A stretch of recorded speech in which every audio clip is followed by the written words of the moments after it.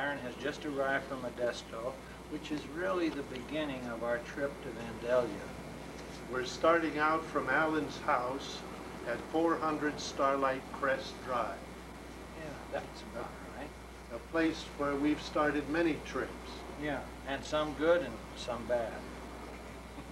As John Wayne would say. Well, as all of us good Italians say, bocca lupo. Yeah, bocca lupo to yourself, too. What does So that mean? this is really the beginning of our trip. And we're going to get a good night's rest, and then we're going to get up early and board the plane to St. Louis. How early are we going to get up? 4 o'clock. Jason says 4. I think it'll be more like 3:30? 3:30. No. Okay, I think I don't that think we've said anything more. Oh, good. Here we are in St. Louis at last, ready for our big adventure. And as far as I am concerned, the problems are behind us rather than in front of us. This is a great day today.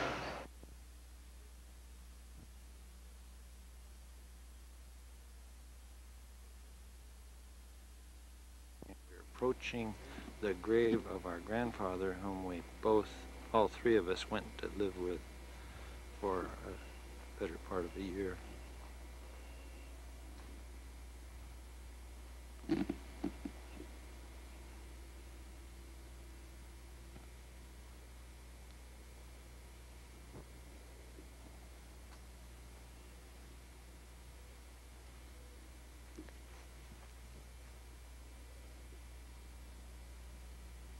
This is the grave of our grandfather, isn't it?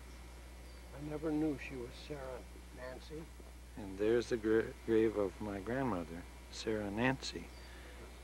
We always just knew her as Nancy Snyder. Wife of Byron Snyder. She died in what's the date? 15. 1915. None of us were born. And he outlived her by a lot of years, didn't he? 22 years or so? Well, we knew him. I met my grandfather first. Now, who are 32 these years. other graves? What's this grave over here? That's Uncle Russell's wife, Garnet. Garnet. And on the right-hand side of the big big stone is Uncle Russell, Russell Snyder. Oh, and he was just buried there fairly recently, wasn't he? Yes. 1965. He lived 1 year longer than Grandpa did. 65? Yeah, 1965. Well, Grandpa lived only till 47. No, Grandpa, no, pardon Oh, me, you my mean father. your father? My father lived to be 64. He lived 1 year longer than my father.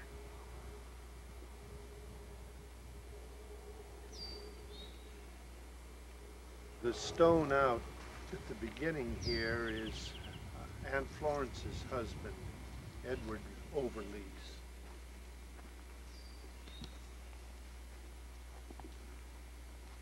The sun is shining on it, so you probably can't pick up what it says. But Edward Overlease was born in 1872 and died 1908. He was killed in a railroad accident while shifting some boxcars around. Where that happened, I don't know. But I think it was they didn't have the automatic coupler on that railroad, and he was coupling the cars, is what my grandpa said. Yeah. And the cars evidently went together and pinned him and killed him. You see, how old was he anyhow, Polly? He was 72. That's 28 and 8 is 36 years old when he died. He was 1872 to 1909 or 8. What does that say? 1917 to 1920. It says June Snyder. He was the oldest child of Uncle Russell and Aunt Garnet. He was 3 years old when he died. Yes. And he died of croup.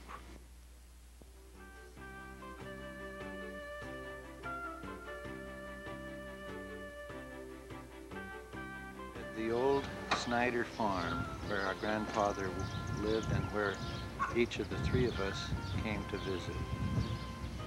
Let us just sweep over and take a look. There it is. It isn't very much, and it's rainy today. There appears to be nobody home, and Alden just parked the car over at the side. There used to be a walk from the front of the house out to the road, and on each side of the little cement walkway were two pillars. And Grandfather would sit on one, and one of us, whichever one happened to be here at the time, would sit on the other. This happened in the afternoon, generally though, after we had eaten in the early evening. And it was Grandfather's great delight to sit here and talk to the people as they came with their teams and wagon from their work on their way home.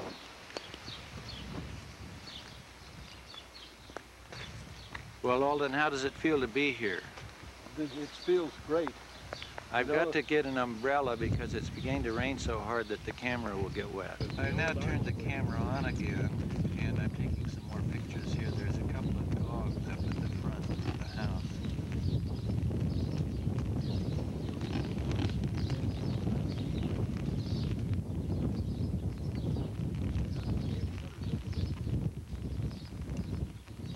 No, there were no shutters at the windows before. That's a new decoration, and I think they put new siding on the house. But I do believe it's the same house. And it's interesting, a TV antenna, I don't think you can see it here, is really, the wind blew it over to the side. There it is. Alan, one of the old markings that we had here was that cement arch. Yes, we should walk over and get it. My grandfather built that himself. He was very proud of it.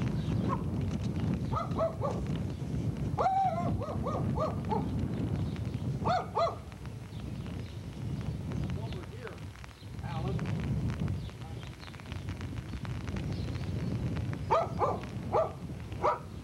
Here's where the old well is. Right here. Yeah, the well was right there and it's capped. And it had a hand pump on it.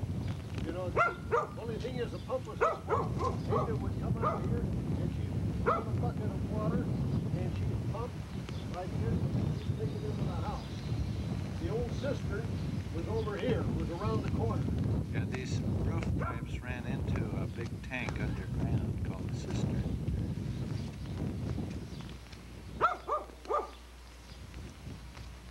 And this walk is still some of the walk, I think, that he built. He didn't do very well with topping on concrete because it froze here and it broke that off. I think this is the same well, capping and everything that was here before. I think the biggest disappointment to me is the barn. The barn burned down apparently and they replaced it with this corrugated shed is what it really is. It was a magnificent barn. It had a hip roof on it. The roof, it was a very nice barn. And of course this was an all-enclosed yard here for horses and cattle, sheep. Where the watering trough was that he made out of wood. The oak log. He used a white oak log that had no knots in it. And he chopped it all out with an axe. And it was sitting right here, and it was used for horses. It was about this high up.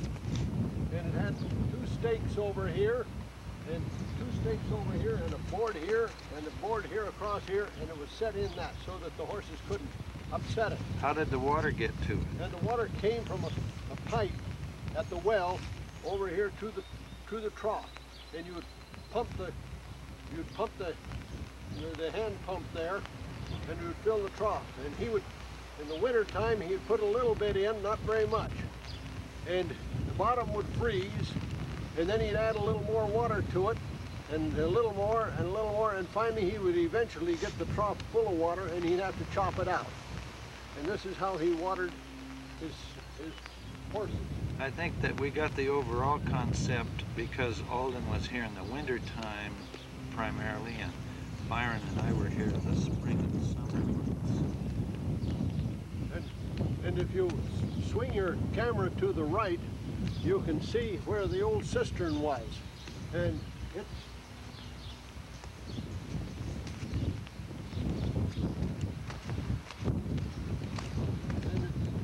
right here, down here, and he had this cistern made out of cement, and he caught the water from the roof, and it went down into the cistern, and it went through a divider of brick. And so from there it would be pumped up into the house up there by a hand pump. Ada would draw up some water out of the cistern, and this is the water that we drank. Ada was our grandmother, or our step-grandmother is what she was. Right. That water there was used mainly, at the well, was used mainly for cooking purposes.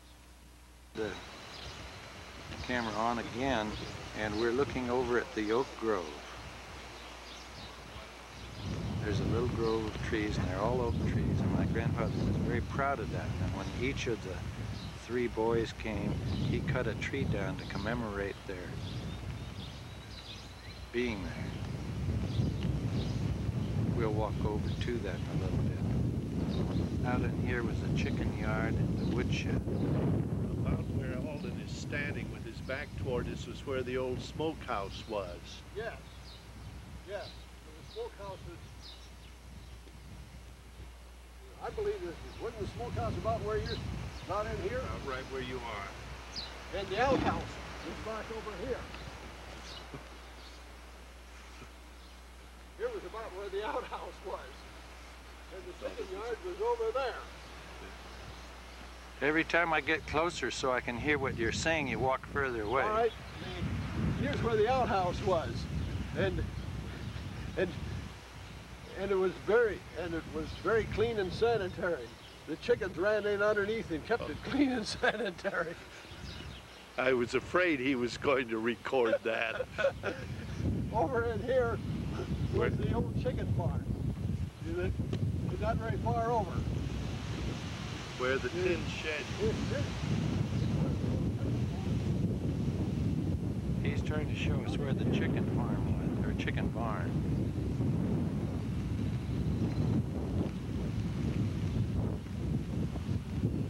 And we used to we would take corn and we would chop it on, we'd take corn, here's the corn, and we'd chop it on the stump, or a stump someplace. This might not be the stump, but we would chop it in little chunks about like this, and the chickens would come around and they would pick that corn right off of the cob. Could you tell us how you called the chickens?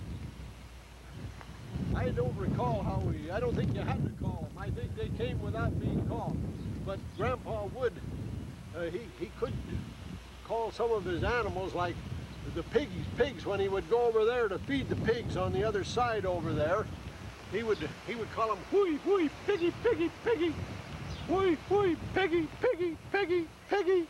And that is the way he would do, and the pigs would come to him.